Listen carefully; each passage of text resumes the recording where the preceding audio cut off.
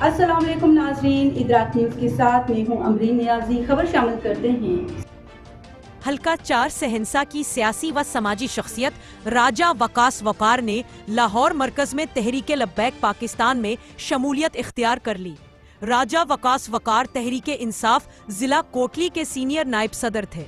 14 साला पीटीआई के साथ रफाकत रही है और मौजूदा वजीर की जीत में भी बड़ा किरदार था और बड़ी हद तक अपना नुकसान भी बर्दाश्त किया। आखिरकार तहरीके इंसाफ को भी खैराबाद कह दिया और तहरीके लब्बैक में शामिल हो गए हैं। दस्तारबंदी नायब अमीर पाकिस्तान तहरीके लब्बैक पाकिस्तान जनाब ज़हीरुल हसन शाह ने की और पहले अमीरुल मुजाहिदीन जनाब खाम हुसैन रजवी मरहूम की कब्र मुबारक पर हाजिरी दी।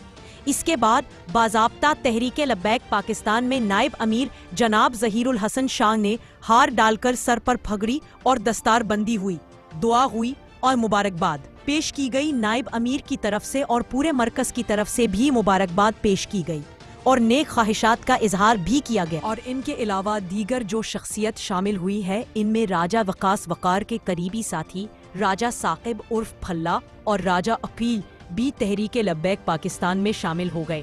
इन दोनों नौजवानों को भी नायब अमीर तहरीके लब्बैक पाकिस्तान ज़हीरुल हसन शाह ने माला डालकर शामिल कर लिया है।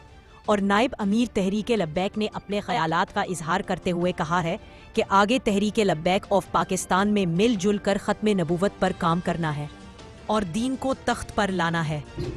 नाज़रीन, रिपोर्ट आपने मुलाहिजा की। मज़ीद खबरों और अपडेट्स के लिए जुड़े रहिए इदराक न्यूज़ के साथ।